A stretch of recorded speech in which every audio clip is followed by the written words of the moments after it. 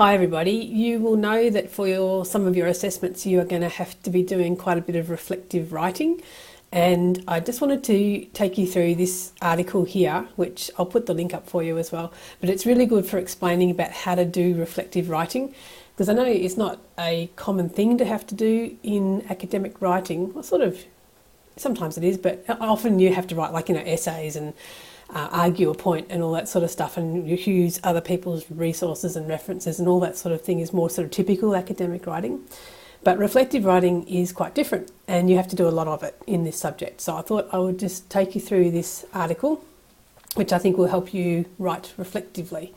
So the idea of reflective writing is that we want to hear about you, what you think, what you felt, what your experience was, rather than trying to argue a point.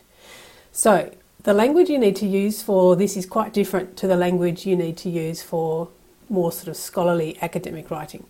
And this article is really good. I really like this one because it's written by this woman, Hampe, and she gives you the sort of language to use.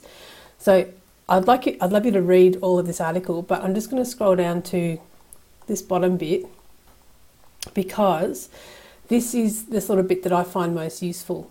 This gives you the language to use. So they're like sentence starters for when you're writing a reflective sentence.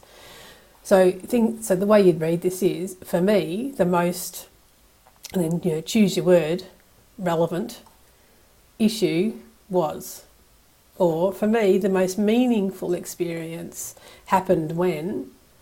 So if you can see what you do, so you move from left to right, and you can choose which pathway you want to take to get a reflective sentence happening.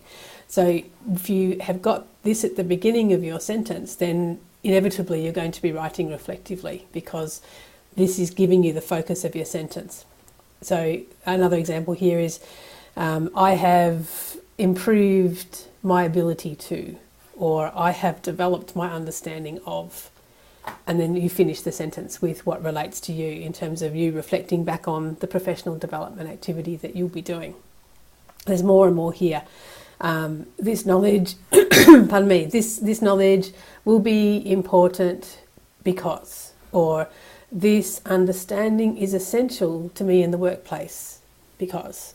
So what I'd like you to get from this particular article is just the language of how to write reflectively, because I know it's not always an easy thing to do, because we often aren't asked to do this sort of writing. It's the sort of writing you'd do if you were a really good diarist, or if you kept a journal.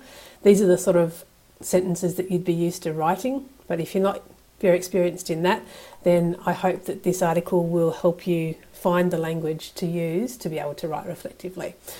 If none of this makes sense, let me know, of course, but I hope that this will help you at least start your sentences in a reflective manner, which will then help you finish them, and then you'll get the whole reflective writing thing sorted out. Hope this helps. See you guys.